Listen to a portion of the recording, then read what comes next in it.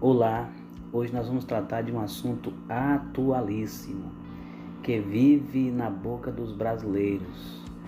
Existe inclusive uma relação de amor e ódio concernente a esse tema, mas que é de extrema relevância para a sociedade organizada, que é a política. Mas trataremos hoje de política a partir de um grego clássico que foi fundamental para a formatação do pensamento do homem ocidental.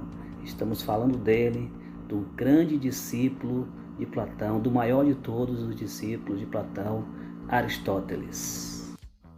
Bem, para entendermos o pensamento político de Aristóteles, nós precisamos compreender primeiro alguns conceitos que são fundamentais e que constroem todo o pensamento político dele. Dentre estes conceitos, nós vamos elencar aqui nesta aula o conceito de animal político, zoon politikon, o conceito de cidadania, os tipos de governos e a visão holística que Aristóteles tinha de polis e de comunidade. Um dos conceitos que é preponderante no pensamento político de Aristóteles é o seu conceito de zoon politikon, a ideia de que o homem é um animal político. Aristóteles compreende que a política não é meramente uma construção social.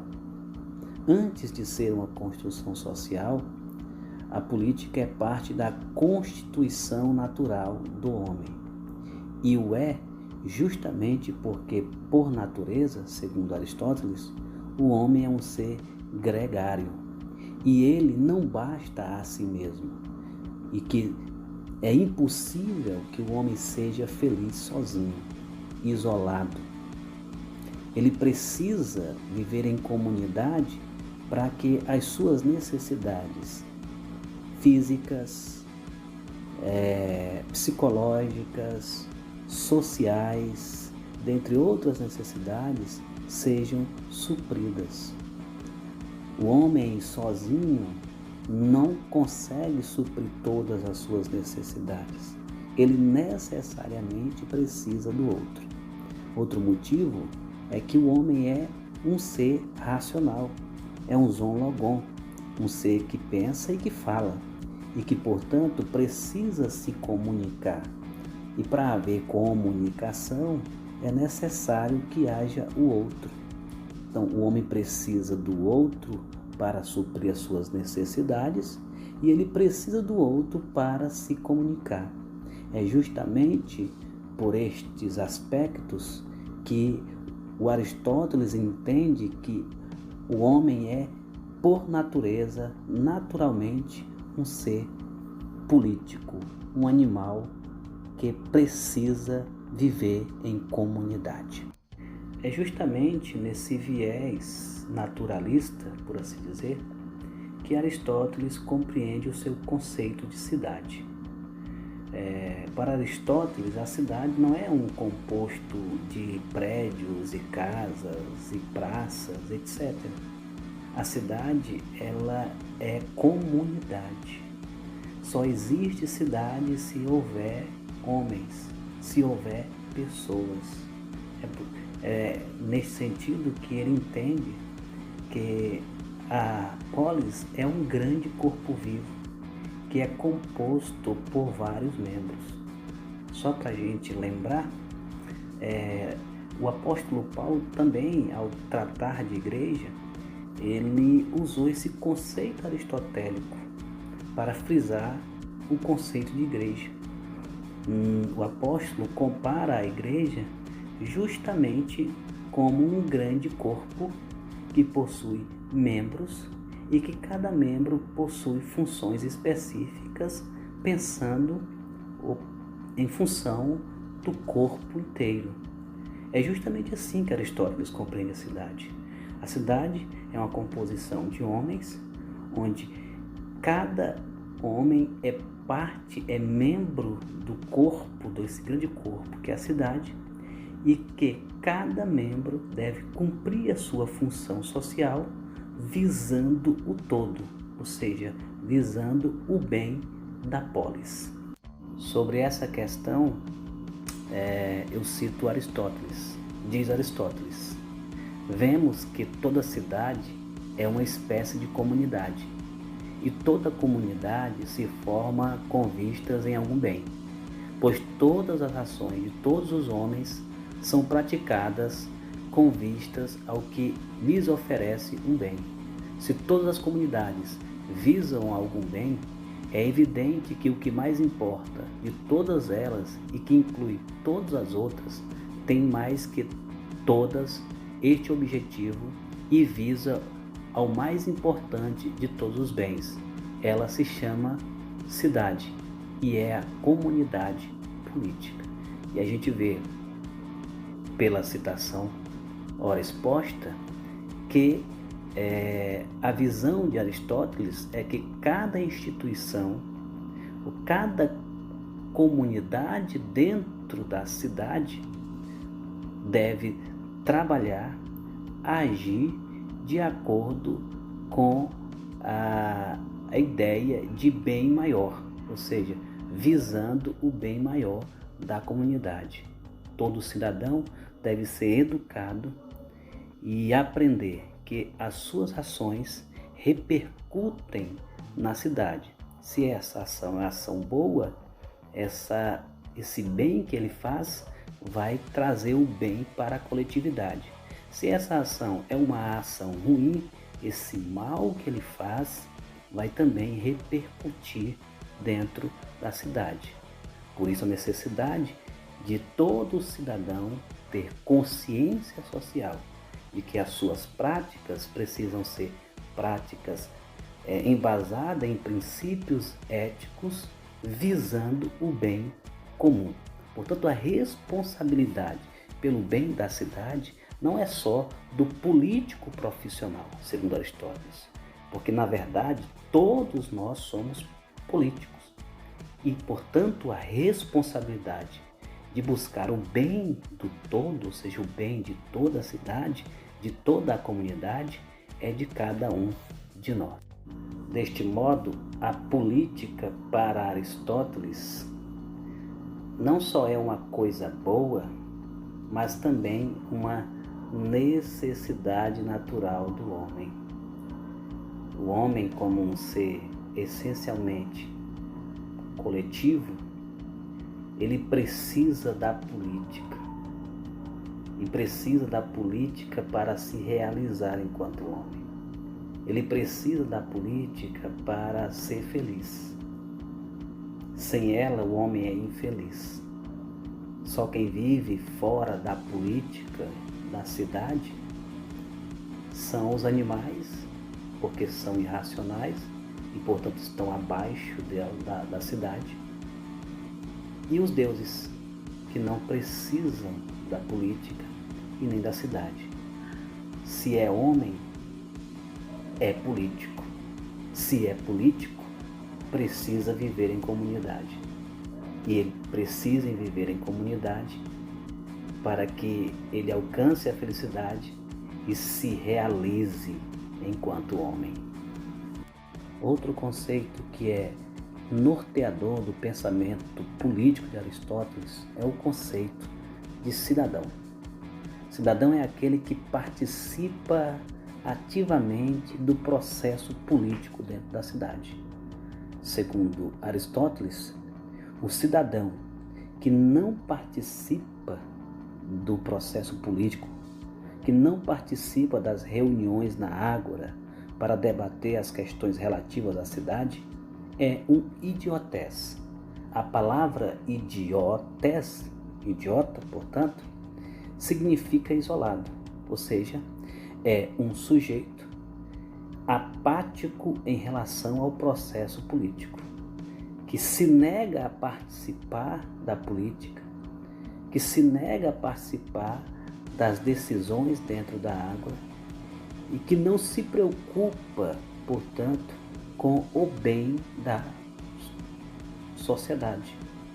esse indivíduo que não gosta de política, que prefere se eximir do processo político, para Aristóteles ele é um idiota, ou seja, um sujeito isolado, e ao ser isolado, ele nega a sua própria natureza. Lembrando que, segundo Aristóteles, o homem é, por natureza, um ser gregário, um ser político, um ser da cidade. O homem está para a cidade, ele é da cidade. E quando ele se nega a participar dos processos políticos dentro da cidade, ele está negando a sua própria natureza e, portanto, é um idiota. De acordo com Stagirita, existem 3 formas de governos legítimos e 3 formas de governos ilegítimos.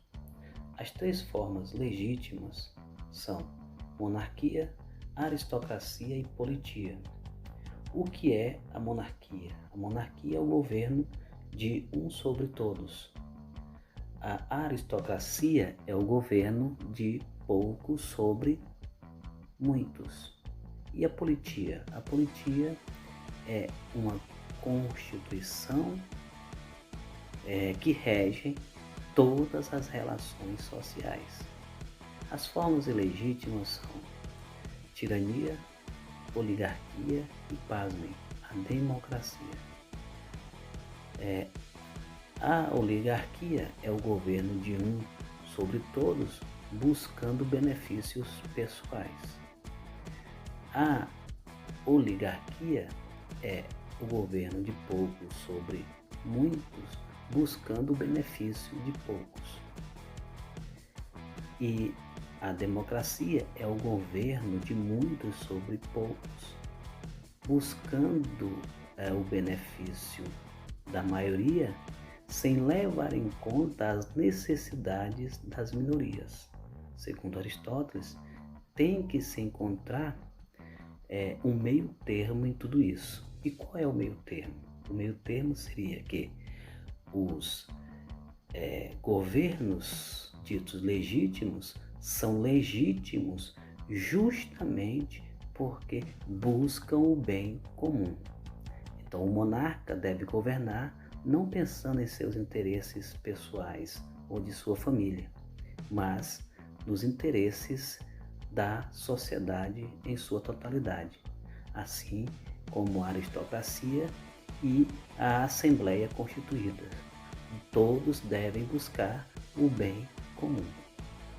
As outras formas de governo são ilegítimas justamente porque, de algum modo, elas buscam os seus interesses pessoais, mesmo no caso da democracia. Segundo Aristóteles, pelo menos no tipo de democracia que ele compreendia, a democracia é um governo impuro justamente porque não busca um equilíbrio entre maioria e minoria.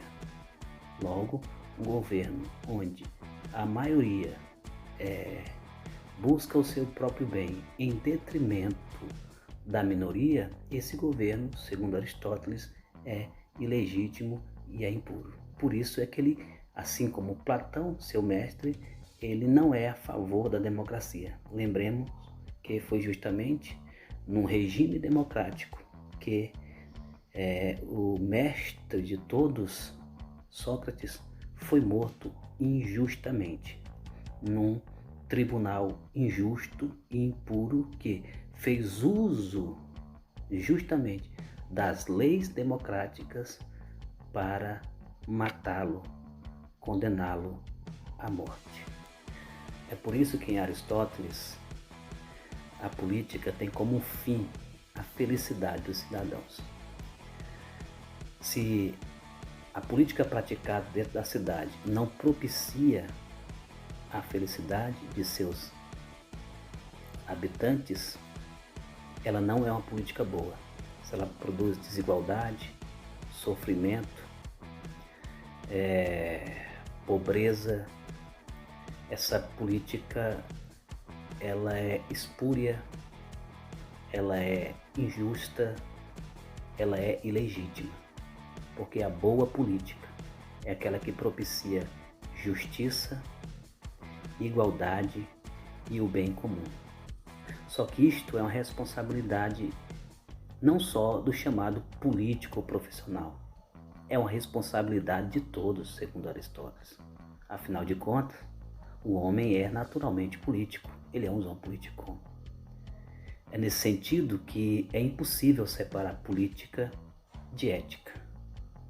Ao tempo em que o homem é um animal político, ele também é um sujeito ético. E, portanto, ética e política em Aristóteles andam de mãos dadas. Porque ao tempo em que o cidadão deve gozar de todos os direitos de cidadão e de todos os privilégios de ser um cidadão, ele também é responsável não só pela sua ação em si, mas também pela a sua ação em relação ao outro. Ele deve cuidar bem de si e deve cuidar bem do outro. Por isso ele deve ser honesto, deve ser justo e pensar no bem coletivo, entender que a sua ação individual, dita individual, repercute na totalidade. E aqui, para deixar claro, o termo indivíduo e sujeito foram usados aqui de modo anacrônico, porque eles nascem em outros momentos. Eu os usei aqui apenas para ilustrar a ideia aristotélica de que todo cidadão tem responsabilidade ética dentro da cidade.